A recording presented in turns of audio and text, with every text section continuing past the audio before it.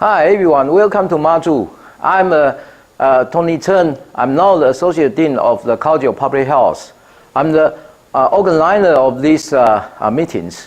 And we are going to have international conference on precision science on life in Maju. And we are so great because in this meeting we are already invited many experts from abroad, like the Professor Elizabeth Westpass, who is the next director of the IC of WHO. And also, we also invite the senior scientist from UK, and who has been involved in the advanced study aspect in UK, famous the longitudinal flight study in the world. And of course, we also invite many allied scholars from South Asian countries, including Australia, Korea, Thailand, Malaysia, Vietnam, and also mainland China.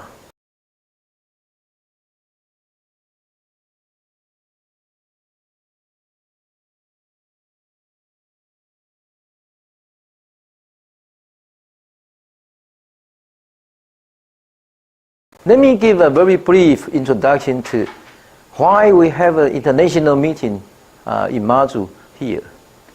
In addition to our long-standing community-based service in Maju for the people here, and the most important thing is our College of Public Health, National Taiwan Universities, is the fourth College of Public Health accredited by SHIF, which is the most important evaluation system in public health in ASPPH.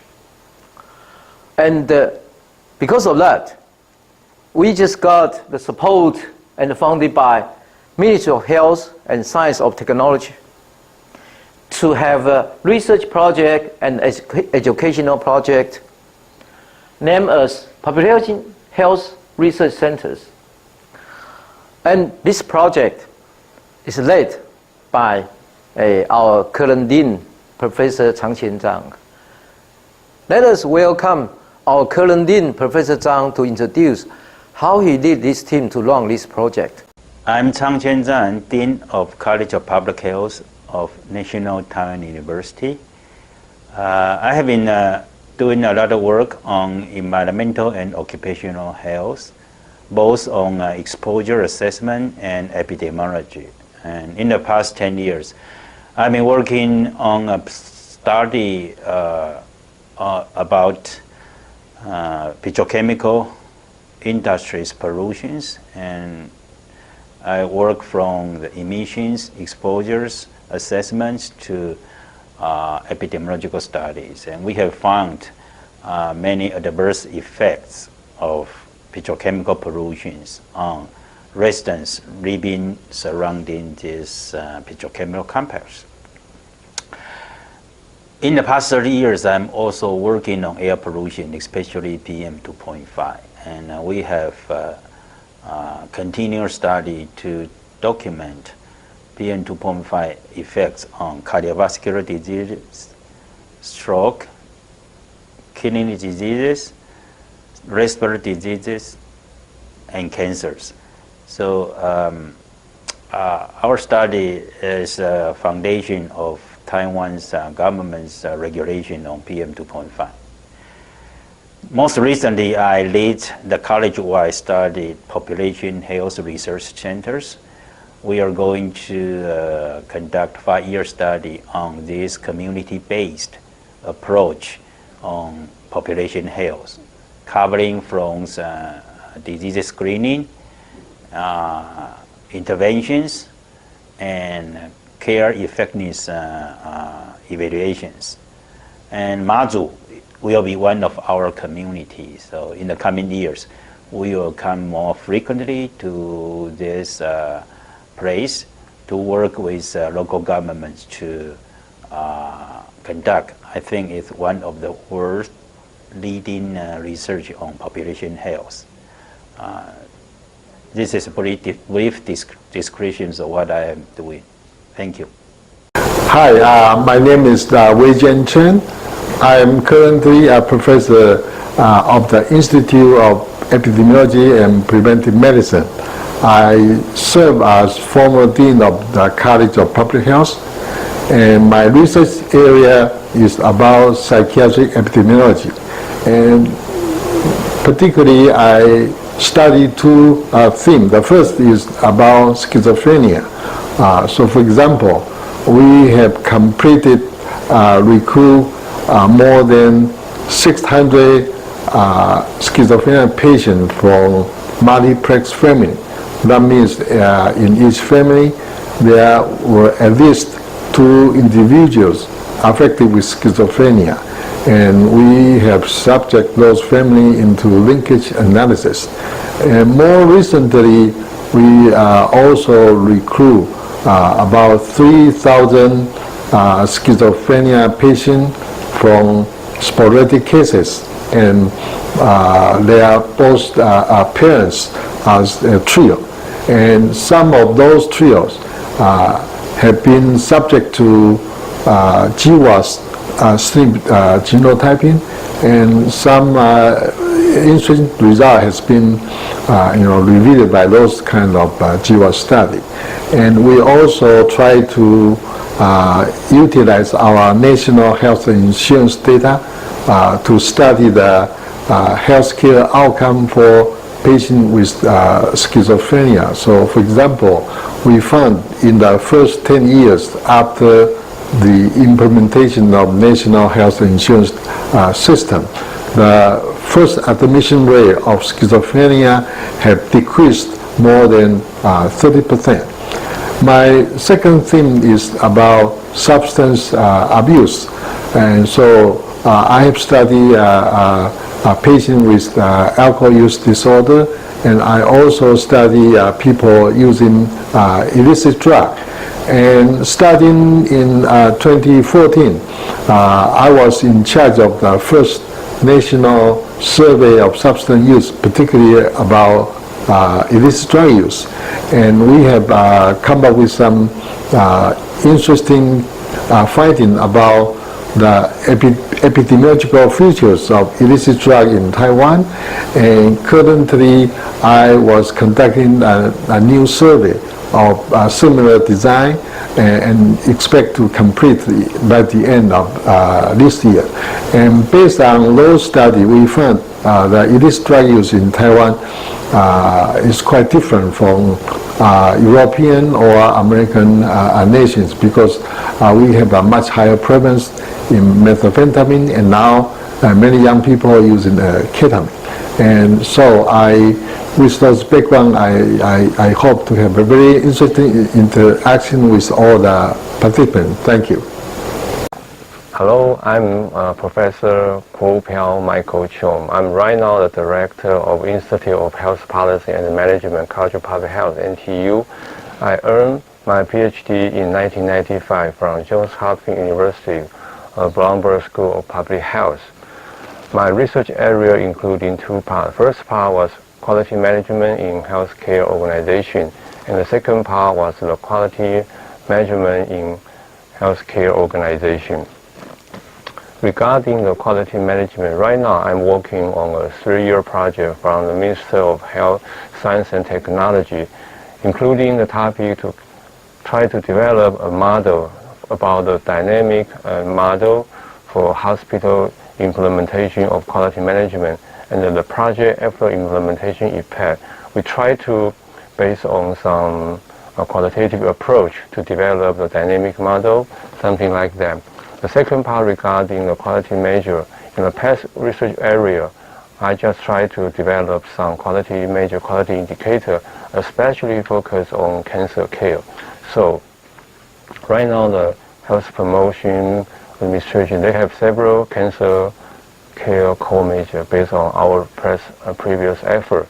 But right now, we have another pay-for-performance project, which is funded by the Minister of Health and Welfare. It is a project more than 5 years. Actually, we collect many indicators from different hospitals. Right now, there are more than maybe 400 hospitals to join the project to report the quality indicator, aggregate and patient level data, so we can provide feedback to them. Recently, right now, based on the Ministry of Education, we have a 5-year project regarding the patient and the family center, and help them to collect all the different opinions, how to collect those ideas regarding the patient center, especially when they have the discharge planning. Is there any possible to extend the idea from patient center combined with the long-term care? So this is basically my past research. In addition, I also have some study regarding the national health insurance, regarding the service quality, and some other working area to some extent to, for example, long-term care. So in addition to my working area, I have several research partners to have from hospital. So based on the quality management and the quality measure, which is the research and teaching area for my past 20 years. Okay, thank you. Hi, this is Cha-Yang Chen, and I'm a professor at the Institute of Environmental Health and also a director in food safety and health. And basically, I use a lot of analytical techniques and apply them to the public health issues. And let me show you some of my research examples. Like the first one, we analyze lots of illicit drugs in the municipal sewage of Taipei City. So by this way, we will know what are the common used illicit drugs in this community and what is the average used amount. And this approach can also be used to livestock. For example, we analyzed various veterinary drugs in the effluents of the farms. So we can know are those drugs have been used properly. And we also have analyzed such as aflatoxin M1, mycotoxin, in milk samples at different seasons. So we will know the different seasonal variations, and also some of the ochratoxin A in different coffee drinks. So by collecting the concentration information and integrated with intake or demographic information, we can do Monte Carlo simulations. So we will provide the accumulated health risk percentiles. So we also analyze some endocrine disruptors in water, sediment, and various fish organs. So we will know what are the partition coefficients of those compounds between water and sediment, as well as what are the accumulated concentration of those compounds and their resulting ecological health effects. And recently, we put a lot of efforts on non-target analysis using biospecimens with high-resolution mass spectrometers. For example, we can see more than 5,000 peaks in the serum sample. And by comparing the precursor and the product ion information with libraries, we can identify, okay, what are the common found compounds in the serum samples. This will help us a lot to prioritize our next work. So in briefly, we are capable of developing and utilize the state-of-the-art analytical techniques and for the exposure of health risk assessments. So I look forward to any collaborative opportunities with you in the very near future, and thanks for your attention. Hi, my name is Duanrong Chen. I'm a professor and the director of health behavior and community science in College of Public Health. I'm also a director of a research center for population study. I have an academic background in sociology and the social network analysis. My primary research interests have been focusing on community and the neighborhood effect of health inequality, the sociology of obesity, and social network dynamics. My major research focusing on social network mechanism that explain how health behavior and knowledge can be formed, copied, and transmit, and how the social capital can be developed in a co-production activity within communities. I currently working on three major issues. One is related to social and psychological outcomes of weight discrimination across different life courses. For example, like adolescence, from adolescence to young adult. And I also working on social factors associated with adolescence on sugar-sweetened beverage and drinks. As you know, the prevalence rate of overweight and obesity in Taiwan in adolescents has been increasing during past few years. And I also working on issue related to technology used in increasing active aging and dying. I thank you very much for coming to this conference, and I'm looking forward to sharing ideas with you. And thank you very much. Hello, my name is Yukang Tu. I'm a professor and the director of Institute of Epidemiology and Preventive Medicine.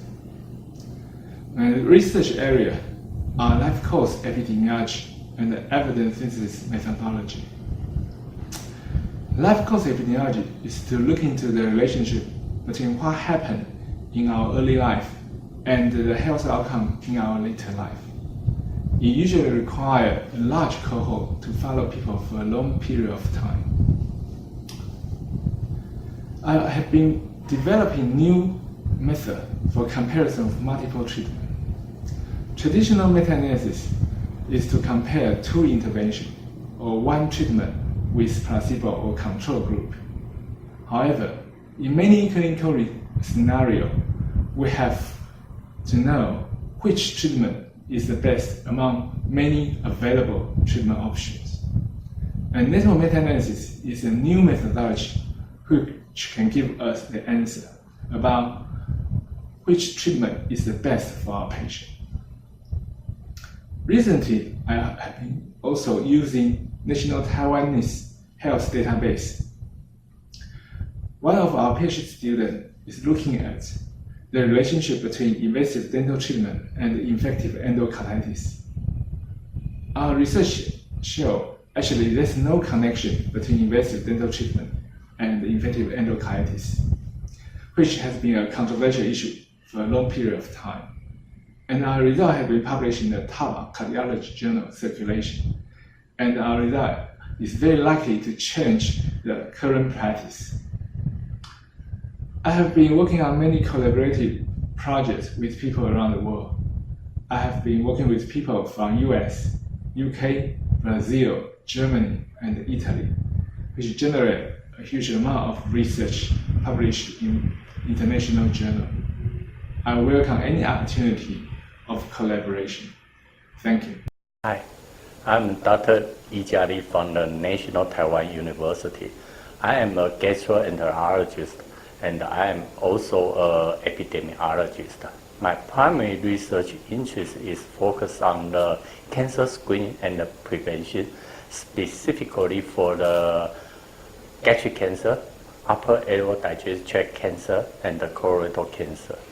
Take gastric cancer as an example. We have launched a population-based cohort study in this island, the Matsu Island, which has a traditional high incidence rate of the gastric cancer. We applied the method of the H. pylori mass eradication, and those who were test positive will receive an effective treatment. Using this approach, we have launched the mass eradication program for 6 times up to this year. And we found that the incidence of the gastric cancer substantially declined about 50%. So that is a very significant success for this island population. In addition, we also find that the peptic ulcer risk is also substantially decreased in this island population. That means that the health of the stomach of this island population has substantially been improved. So this is the first time in the world that has applied such a mass eradication treatment for the whole population to against the high burden of the gastric cancer. We believe that our vaccine have a substantial contribution to the world campaign to against the gastric cancer, and can be applied to other population at risk, and the risk of and the burden of the gastric cancer can be nearly eliminated from the world. So I believe this is a very important achievement of our Mazu Island gastric cancer prevention program. Thank you.